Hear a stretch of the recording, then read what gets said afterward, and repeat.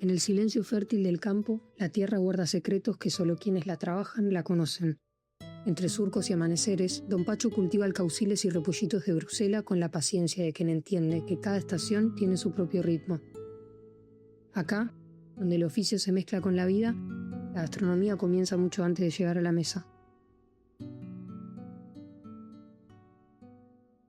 Toda esta parte de acá ya está en seco, digamos, las plantas de alcauciles duran aproximadamente unos 4 años, más o menos las tenés en cosecha. Cada tanto, cuando se van cumpliendo esos ciclos, por distintos lotes vas renovando las plantas, ¿no? Y esas plantas se hace el mismo broto. Cuando vos terminás la cosecha de un alcaucil, una cosecha larga, 4 o 5 meses de cosecha, cuando termina se hace una carpida severa, es decir, la plantita queda así y chiquita, y de ese broto madre del principal vos sacás las plantas de las futuras generaciones. Estos lotes son de repollito de Bruselas también. Es un cultivo que en general lo hace muy poca gente, sobre todo familias italianas, familias de inmigrantes italianos, ya son también tercera y cuarta generación, ¿no? Entró al país de forma muy parecida al alcaucil y también el cultivo es en invierno, de la misma manera que el alcaucil. ¿Y vos cómo empezaste con esto, Luciano?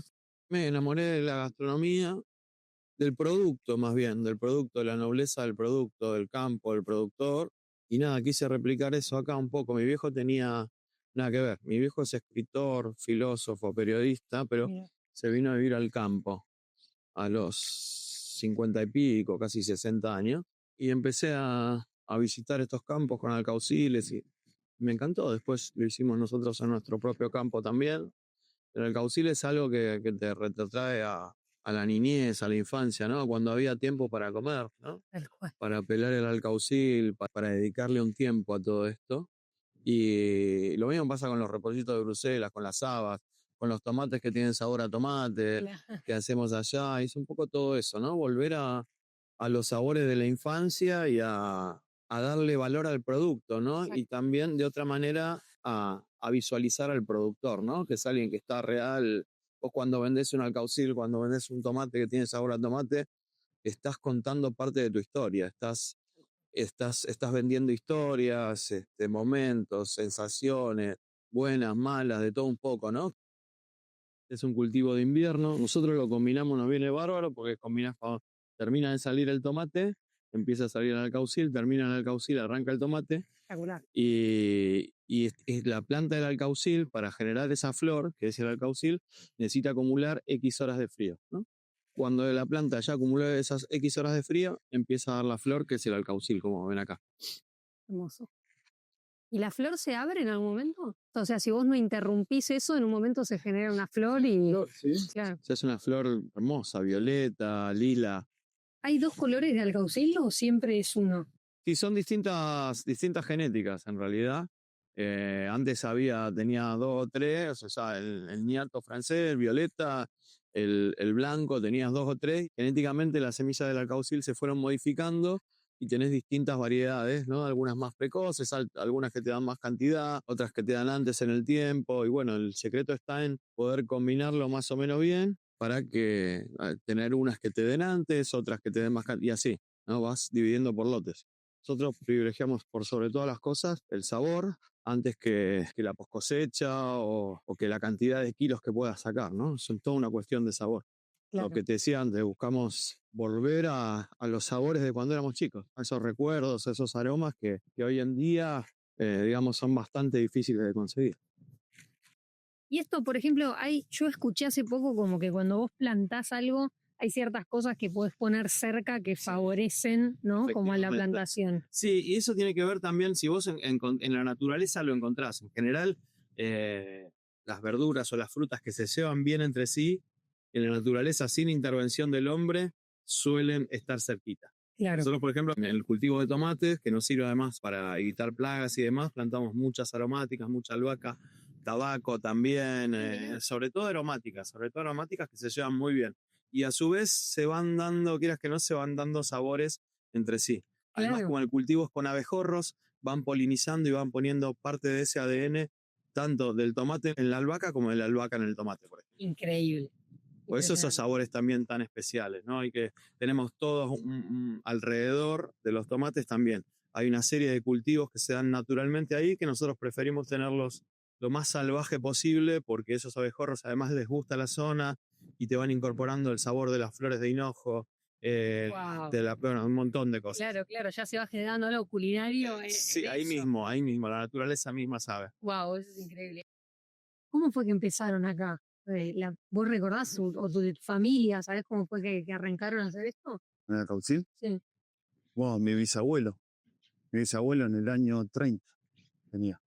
Wow. Ya empecé con eso. Así que todo, después siguieron mis abuelos, mis viejos, yo, y así. Se fue pasando, o sea, vos esto lo hacés de chiquito. Uf. Lo tenés en la palma de la mano. Sí. ¿Te acordás cuando arrancaste o algo que te haya transmitido, no sé, tu viejo o tu vieja, alguna memoria que tengas de ese momento? ¿O cómo te fueron enseñando a...? No, lo que pasa, yo de trabajarlo? chiquito ellos siempre me cortaban a Cauciles y yo andaba al lado de ellos. Entonces de ahí uno va mamando esto, ¿no? Eso, ¿no? Sí. Sí, acá los chicos son los productores más grandes de la Argentina de cauciles. Vamos caminando, re. Está todo acá, es una plantación que es segundo año. De segundo año. O sea, está hecha nueva el año pasado, se cosechó y este es segundo año. Y eso se puede, o sea, puede seguir ese ciclo Y infinitamente. bueno, sí, ese lote tiene 5.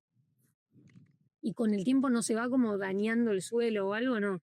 No, No, en general el caucil te aporta más de lo que te saca el suelo, ¿no? Lo va enriqueciendo bastante. De todos modos, si tenés algún problema, podés dejar descansar ese lote, plantar otra cosa, Claro. después hacer rotación de cultivos y después pasado 1 año, 2, 3, depende de lo que el suelo necesite, de los minerales y los alimentos que estén escaseando, después ya podés volver a hacer el caucil, pero el caucil es un cultivo muy, muy noble con el suelo, no desgasta la tierra. ¿Podemos ver los repollitos? Sí, claro. Bueno, Luciano nos va a mostrar acá los repollitos de Bruselas también. Nos va a explicar un poco la planta, ¿no? Sí, es muy rara, Poli, la planta de repollitos de Bruselas. Uno piensa que vienen los repollitos de la bolsa, ¿no? Claro. Vos lo ves en la verdulería, en la bolsa, y en realidad la planta de repollitos es así, mirá.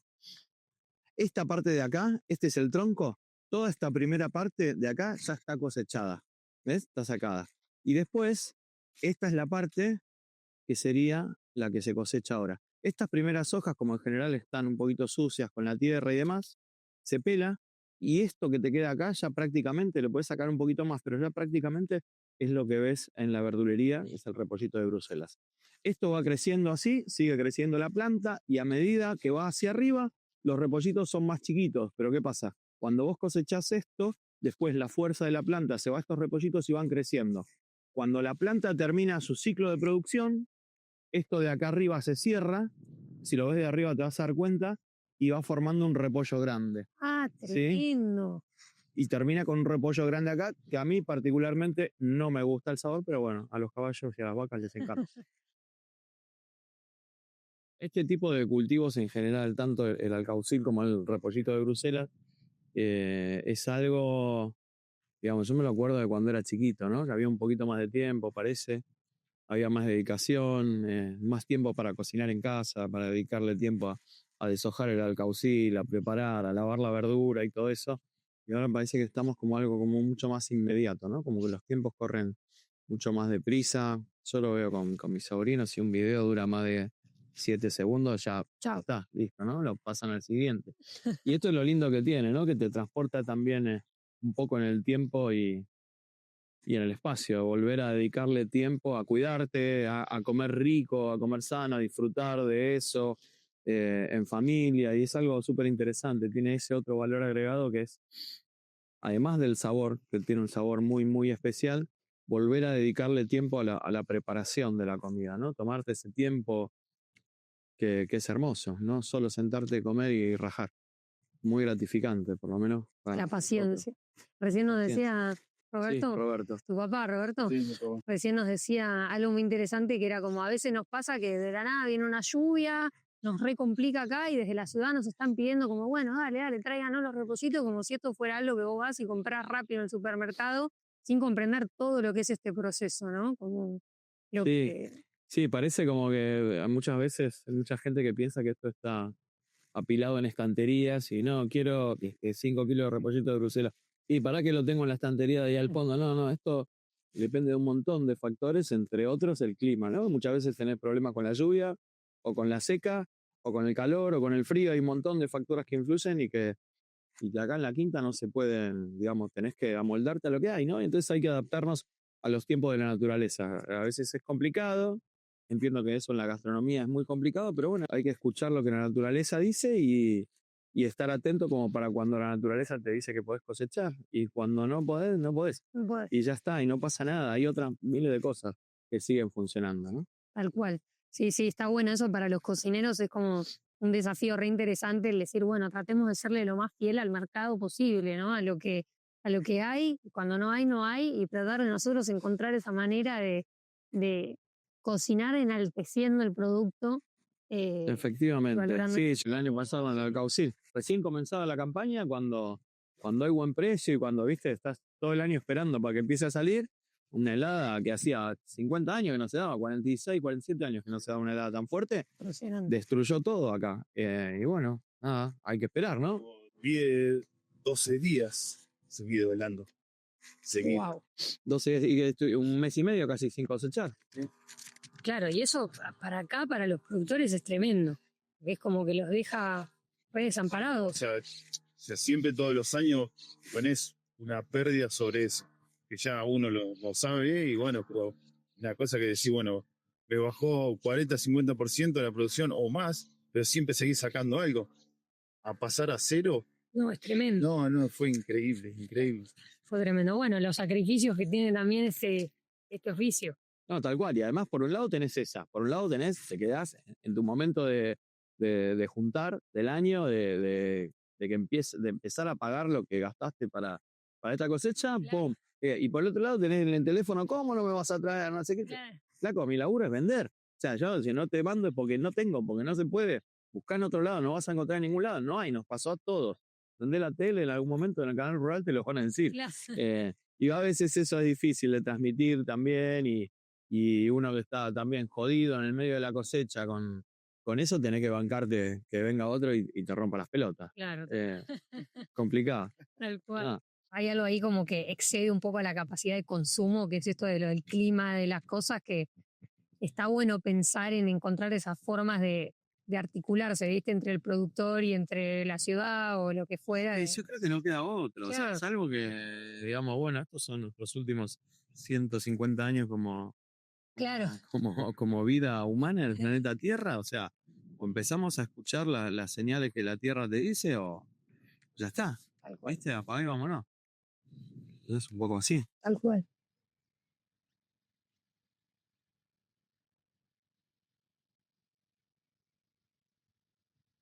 Me llamo Josefa Amalia Fortunato de Gatini, acá está de nuevo mi esposo, que era productor de Acauciles y ahora está mi hijo Adrián en la producción y mi nieto. Así que de toda la vida, esta es la cuarta generación ya que hacen Acauciles en la zona, así que estamos acostumbrados a cocinar. Eran mis abuelos que vinieron de España, padres, bueno, mi esposo y mi hijo. Les voy a enseñar a ver cómo se hace la caucil y cómo se limpia. Primero se sacan todas las hojitas. En el caso mío, como uno es productor de acaucil, yo trato de limpiarlo lo más que puedo. Porque a veces me dicen, ¿por qué tiro tanta hoja? Es para limpiarla bien el acaucil. Es limpiar bien el cabito. Ahora se puede usar porque ahora está fresquito, porque después ya viene más duro. Nosotros aprendimos a hacerlo de toda la vida, porque lo hacía mi abuela, mi mamá, mi tía. Así que bueno, estamos acostumbrados a hacerlo. Todas las reuniones que hacemos el alcaucil para acompañar. Ahora estas las voy a cocinar, así que ustedes ven. Y también, bueno, cuando uno lo prepara con agua, vinagre y aceite. Y que se cubra. Le pongo un poquito de zanahoria y cebolla también. 2 tazas y media de agua, 2 tazas y media de vinagre y aceite. El condimento que uno quiera. Yo le pongo pimienta y adobo de pizza y unas hojitas de laurel, nada más. Y lo hago en esta olla que era, mirá, te digo, tiene 52 años, porque es de cuando me casé. Así que una vez que la termino, le dejo un ratito y ya después la pongo en estas piles, que también es de mi abuela, así que uso cosas de antes. Esto igual es un regalo de Dios. No, mi esposo muchas veces ha llevado reuniones que van y, viste, se juntan Y él dice, no, Cauciles, no, no. Y después cuando los prueba, dice, nada, dame un poquito que le voy a llevar a mi señora. Muy bien.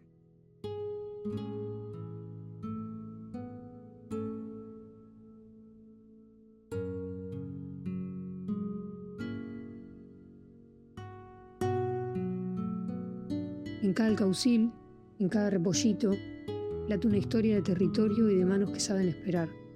La cocina no es más que un puente, une el campo con la mesa, el esfuerzo con el disfrute. En el trabajo de Don Pacho está escrito un relato mayor, el de la tierra que nos alimenta y nos recuerda de dónde venimos.